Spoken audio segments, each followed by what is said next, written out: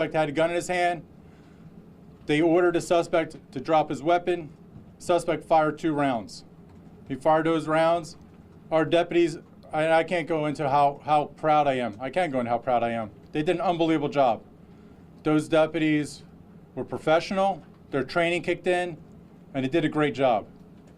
If somebody's firing at us, we have every means and every right to fire back at them.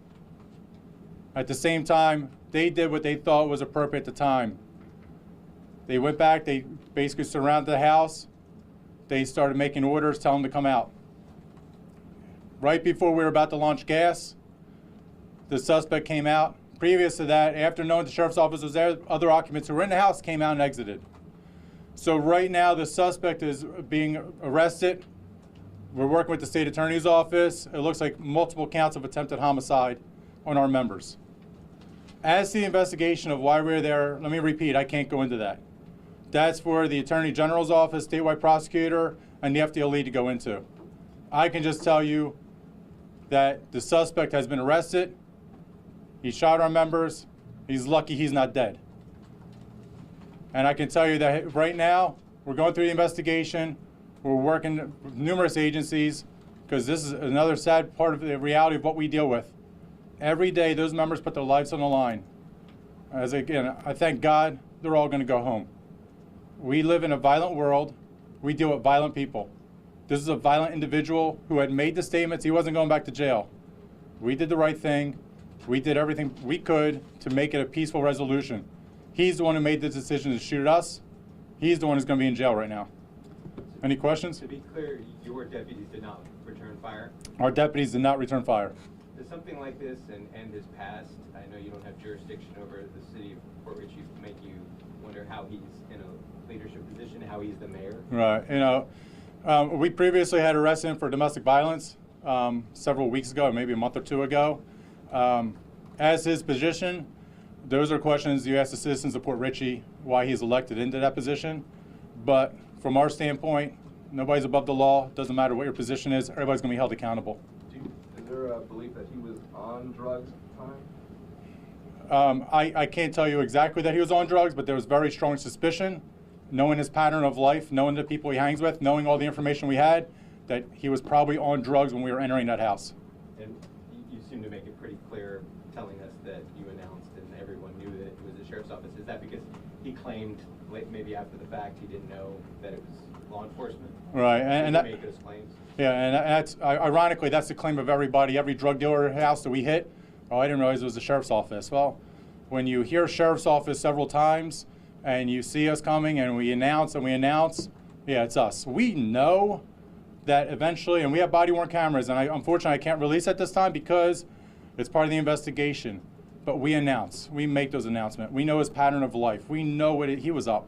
So those are those type of things that, you know, everybody claims afterwards, oh, I didn't realize I was breaking the law. Oh, I didn't realize it was a sheriff's office. He shot rounds at us. When an individual makes a statement like, I'm not going back to jail, what does that typically lead you to believe? Yeah, when somebody says I'm not going back to jail, that means it's either going to be a shootout, they're either going to flee from us somehow, and so those are those type of things, you know, possibly suicide by cop. Those are those type of things that heighten the whole awareness. That's why we had so many of our SWAT teams out there, because we knew this is going to be a very dangerous situation, which it turned out to be. Was there a second person detained or arrested at the scene? That's part of it. There was multiple people at the scene. I'm not sure if they made the arrest on the other individuals, but I know as of right now, there's one that's arrested, and now it's Dale Mossad. There's a person from our helicopter video that we could see who appeared to be shirtless and was sitting near some deputies, and he appeared to have his hands restrained. Yeah, Was that the mayor, or was that somebody else? I'm not sure exactly who your helicopter had, but I can tell you we probably put handcuffs on everybody that was there, just to make sure to secure the scene. But was there anything else? That was it? Okay. How many people were in the home besides the mayor, and who were they? It was 4 total. Including the mayor? Or Counting the mayor. So who were they in relation to him? Unknown for me. You said that he's a known drug user. Had you been to that house prior before on any drug charges? No, we had been out there recently for domestic battery, and so, however, through the investigation, which those are those type of things, I can only give you basically the tip of the iceberg. I'll let the Attorney General and FDLE give you the other 90%. That allows you to understand everything that happened and why they had the search warrant, what they had been investigating, because there's a lot more to this story. I could tell you, knowing what I know, that part was definitely the bigger part, which we thought, and which the press and our citizens will definitely want to know, because it's absolutely intriguing that somebody in that position would be doing what he's doing. We never thought, well, we had hoped that it wouldn't be as violent as it was, but we were prepared for it, and it turned out to be. And so that's why I just want to make sure to come forward today, because if anybody shoots at our deputies, yes, we're going to come forward and explain why we were there and what happened. Where were the shots fired? Was this inside the house, just out front? You know? He was inside the house. We were just outside the house. And you said 2 shots fired? 2 fired. What did the rounds hit, if anything? Thank God it wasn't our members. I don't know exactly where they hit, where they went through, but we know 2 were fired. Do we know what kind of gun he had? I'm not sure at this time. Did those shots exit the house then? Yeah, I'm not sure. I don't want to give you exact detail of where they landed. I just know 2 shots were fired. Does it bother you in general? I mean, this is, an elected official. These are supposed to be held to a higher standard, and then you're hearing all this kind of stuff where it's just, it's hard to believe that we're talking about a mayor here, not some, I don't know, guy, a drug dealer or something like that. Well, he was a drug dealer. Yeah, I mean, I'd say, he was a drug. He was drugs. He had drugs at his house. He was involved in the game. I mean, that's the thing. It's that, unfortunately, when you go through people who have lived in Pasco County for numerous years, and you mention his name, the reputation isn't the greatest. And so these are the type of things that, I can imagine people are probably thinking to themselves, oh, it's about time. I can't believe it. Yep. Or, actually, I'm sorry, they can believe it. It finally got to the point where, it hit the point where he's going to be in jail or go to prison for a long time. But, as I say, it's a sad state of affairs. This is what we deal with. But unfortunately, this individual, the reputation was there that you're not dealing with the most upstanding of elected officials. How long has he been mayor? I'm not sure. I think he was mayor before, and then he got reelected recently.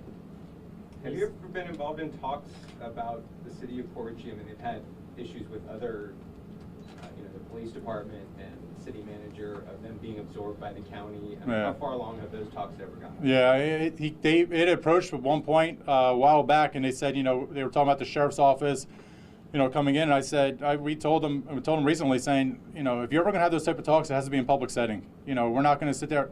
And I tell you, I'll be very clear. The Pasco Sheriff's Office has no intention of wanting to take over any city department within Pasco County. They're our partners. We work well together.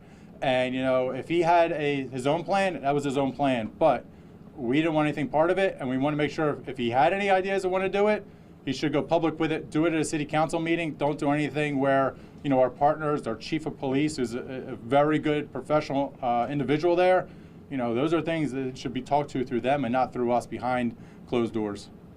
Can you say what kind of drug he was suspected of being on at the time? Yeah, unfortunately, I don't want to get into details right now, and that's part of the FDLE, and let the FDLE and statewide talk about that. But I mean, I talked about this to our individuals. I used to be up in DC area. They had Marion Barry up there. I mean, this is Port Richey's version. An individual that you wouldn't believe should be in office, and this is what happens. All right. Thank you, everybody.